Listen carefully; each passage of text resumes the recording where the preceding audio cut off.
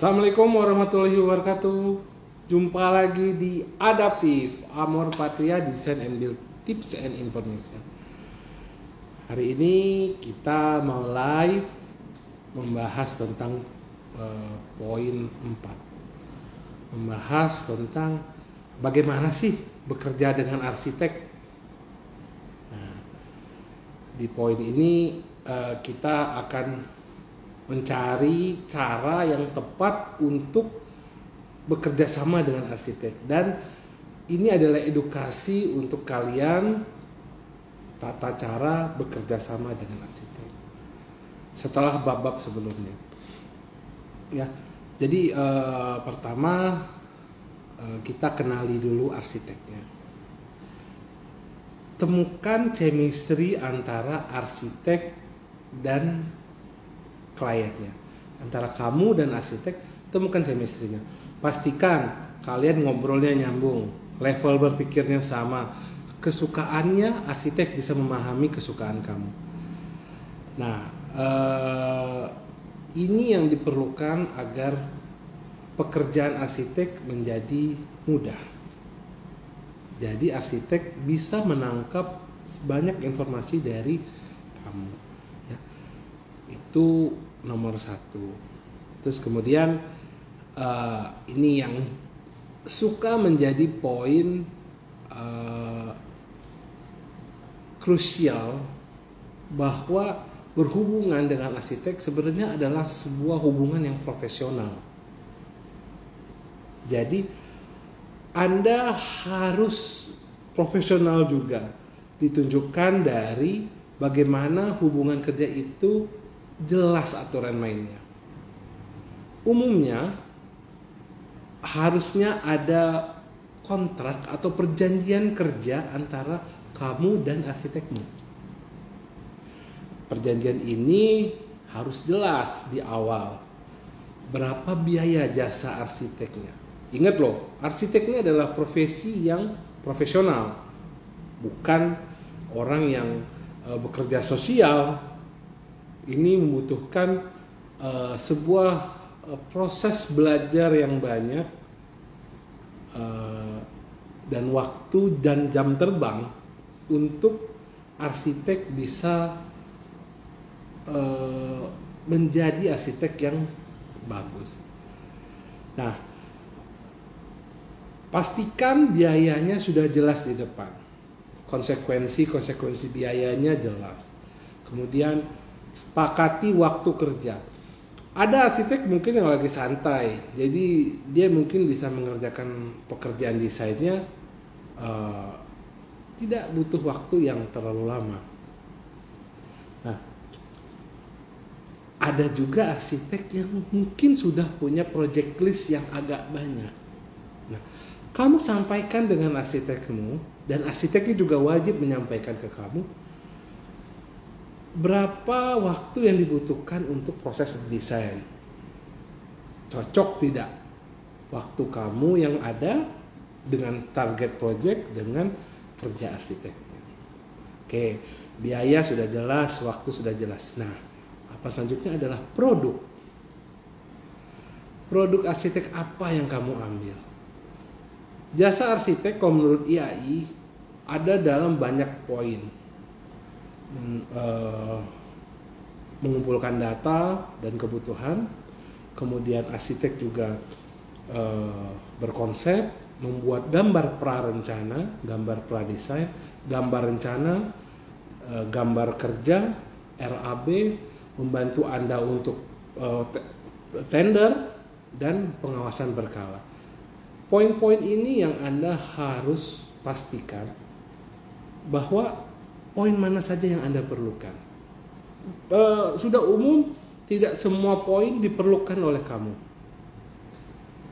Jadi kamu pastikan poin mana yang diperlukan untuk memenuhi kebutuhan kamu. Dan itu tentunya mempengaruhi biaya dan juga mempengaruhi waktu kerja. Ya, itu pastikan di dalam kontrak tercantum. Dan yang paling krusial adalah batasan revisi. Batasan revisi biasanya 2-3 kali, umumnya 2 kali revisi. Lebih dari itu, umumnya arsitek akan mencas biaya ekstra. Maka dari itu, bekerja dengan arsitek harus bekerja dengan cerdas. Revisinya lebih baik dibicarakan di awal, dan baiknya kamu sudah tahu maunya apa, jelaskan di depan ya, dengan arsitek. Oke, setelah kamu clear dengan arsitek, ayo kita bekerja sama membangun misal rumah impian kamu. Apa sih next step yang harus kamu lakukan? Sesi 4 ini bekerja sama dengan arsitek akan mengambil sisi pandang dari sisi kliennya. Nanti di sesi 5 kami akan menyampaikan sisi pandang dari arsitek. Apa sih yang arsitek kerjakan, supaya kamu bisa paham apa kesulitan-kesulitan yang arsitek lakukan dan apa yang perlu kamu lakukan. Itu nanti di sisi 5 ya. Nah, setelah perjanjian jelas, kamu pastikan mengumpulkan data-data yang kamu inginkan. Nah, kalau kamu yang punya pertanyaan, boleh komen pertanyaannya. Dan mungkin bagian nonton ini di post, bisa komen di postnya atau di IG kami, bisa di message langsung. Insya Allah akan kita jawab. Oke. Kalau ingat ya, kalau ada pertanyaan post di komen. Oke. Selanjutnya, setelah kamu sudah clear kerjanya bersama arsitek, sudah jelas kontraknya, yang langkah pertama adalah kamu dan arsitekmu mengumpulkan data. Ada 2 data penting yang harus kamu kumpulkan. Satu adalah data tentang apa yang kamu mau. Di situ adalah saatnya kamu mencurahkan hati kamu, saya mau begini, sukanya begini, saya perlu kamarnya 5, saya perlu kamar pembantu, saya perlu kamar supir, saya tidak perlu kamar ruang tamu. Nah, itu kamu sampaikan ke arsitek. Kalau kami arsitek membuat ini menjadi sebuah TOR, namanya Term of Reference. Term of Reference ini akan menjadi dasar arsitek dalam mendesain kebutuhan ruangan, kesukaannya, model yang diinginkan, dan lain-lain. Itu berupa data fungsi kami sebutnya. Nah, kemudian data kedua yang harus kamu kasih ke akses dan kamu fasilitasi arsitek untuk tahu adalah data fisik. Nah, data fisik ini misal menjawab pertanyaan di komen, mana yang lebih bagus rumahnya bikin real atau renovasi. Nah, itu adalah tergantung dari survei data fisik. Ada rumah yang sudah cukup baik kondisinya hingga dia cukup direnovasi saja. Tapi ada juga rumah yang kondisi existing dengan keinginan dari pemilik itu menyebabkan kos yang terlalu besar dan mendekati harga bangun baru. Umumnya kami menyarankan jika biaya renovasi sudah mendekati biaya bangun baru, kami akan menyarankan ya bangun baru, karena bangun baru pasti sudah kualitasnya, kebutuhan ruangnya sudah mencakup keinginan yang dibutuhkan. Itu yang kami sampaikan. Kenapa perlunya mengunjungi lokasi untuk mengecek kondisi fisik? Selain kondisi fisik yang dilihat existing, juga kami perlukan melihat kondisi tetangganya. Bangunannya menghadap mana? Di mana jika yang paling krusial adalah jika menghadap barat. Sisi menghadap barat akan menciptakan uh, ruangan yang berpotensi lebih panas. Nah, ada trik-trik yang dilakukan hingga ruangan yang menghadap barat tidak terlalu panas, atau diusahakan memang ruangannya diarahkan ke sisi lain. Ya. Nah, itu yang kita perlukan kenapa harus mengunjungi lokasi. Misal juga melihat potensi yang ada. Misal sebelah kiri rumahnya ternyata kuburan, sebelah utaranya misalnya pemandangan gunung.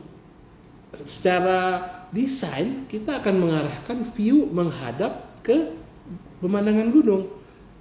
Arah kuburan yang sebelah mungkin diarahkan tidak diarahkan untuk view. Begitu. Ya, itu gunanya mengunjungi lokasi. Dan yang terpenting selain mengunjungi lokasi, data fisik yang diperlukan adalah data tentang perizinan. Apa yang bisa dibangun di lokasi tersebut sesuai dengan peraturan pemerintah setempat. Apakah bisa dibangunkan rumah, atau ternyata lokasi itu adalah lokasi yang tidak bisa dibangun. Mungkin contohnya menjadi lokasi hijau untuk taman atau lokasi perkebunan. Hingga jika nanti dibangun memerlukan biaya yang besar, atau mungkin akan menjadi konflik secara perizinan. Oke, jadi Anda sangat perlu untuk mensurvei data fisik dan mengambil data perizinan. Begitu. Selanjutnya, setelah punya data, arsitek sudah punya perjanjian sama kamu, arsitek sudah punya data yang kamu mau, data fungsi, data fisik. Next step adalah saatnya kamu memberi waktu dan ruang untuk arsitek kamu untuk bekerja.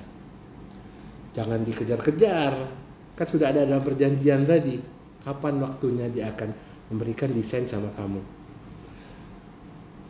Arsitek adalah pekerjaan yang sebagian besar adalah seni, dan sebagiannya lagi adalah pertanggungjawaban secara konstruksi dan teknis. Hingga jika kamu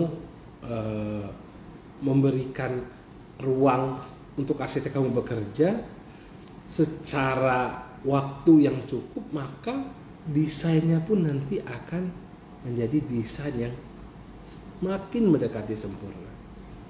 Dan ingat,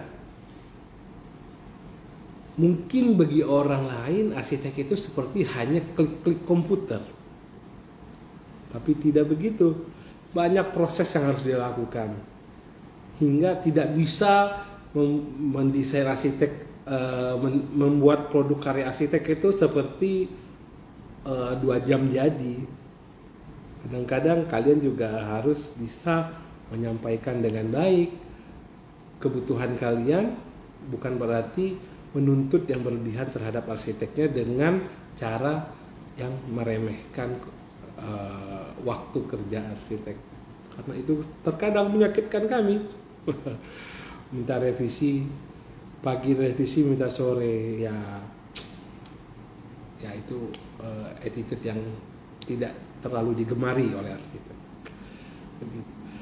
Nah, setelah kamu memberi waktu dan ruang untuk arsitek berkarya, akan tiba saatnya arsitek akan menyampaikan desainnya sama kamu. Apa yang kamu lakukan? Memeriksa desainnya, apakah sudah sesuai dengan keinginan kamu atau tidak. Memeriksa karya arsitek bisa kamu kelompokkan menjadi 2 hal besar. Satu adalah tentang fungsinya. Apakah fungsinya sudah sesuai dengan yang kamu inginkan? Ada ruang-ruang yang kamu butuhkan sudah terwakili, konsep-konsep ruangnya sudah terbentuk. Nah, itu yang kamu pastikan sudah terserap dalam desain arsiteknya. Kemudian kamu memeriksa bentuknya. Desainnya, apakah bentuknya sudah seperti harapan kamu? Apakah bentuk ini tidak kamu sukai atau sukai, sampaikan dengan arsiteknya. Ada tambahan satu lagi juga, sudah mulai bisa mereview biaya. Karena sewaktu kamu menyampaikan draft design, arsitek menyampaikan draft design, sudah ada parameter-parameter yang bisa memberikan gambaran biaya dari desainnya. Memeriksa fungsi sangat penting. Fungsi akan menentukan kenyamanan kamu menggunakan ruangnya. Contoh, penataan letak ruang, hadap ruang, penataan furniture, itu akan menjadi faktor yang membuat kamu nyaman atau tidak saat menempati proyek yang sedang didesain. Bentuk akan menjadikan kebanggaan kamu. Rumahnya bagus atau tidak dari bentuknya. Nah, hati-hati. Ada rumah yang bentuknya bagus tapi tidak nyaman dihuni. Lucu kan? Bahkan ada beberapa karya arsitektur yang mendapat award tapi dia tidak nyaman dihuni. Nah, bagaimana merespon hal tersebut? Itu adalah gunanya ketelitian kamu dan komunikasi kamu bersama arsitek kamu. Periksa desainnya, karena selain bentuknya bagus, pastikan fungsinya sesuai dengan yang kamu inginkan dan menjadi sesuatu yang nyaman kamu gunakan nanti. Misal, sudah jelas kamu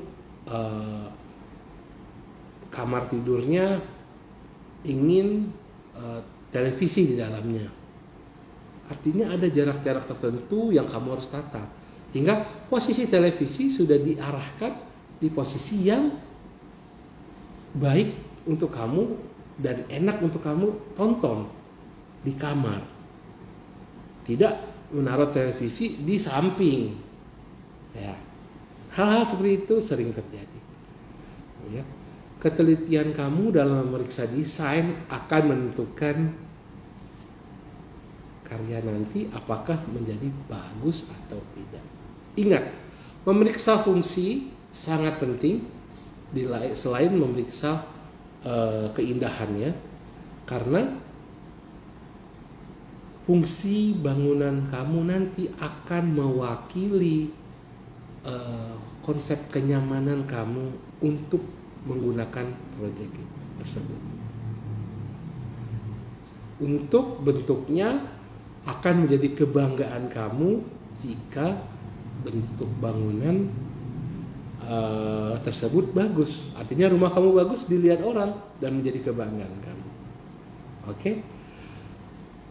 Untuk teman-teman yang mau bertanya, sekali lagi silakan post di komen untuk bertanya, atau bisa DM kami untuk kita diskusikan pertanyaan kamu.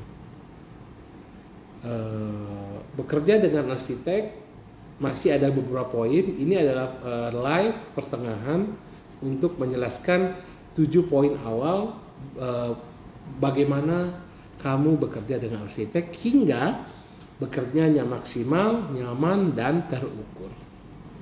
Oke, cukup sekian. Kita jumpa di live selanjutnya. Thank you, bye.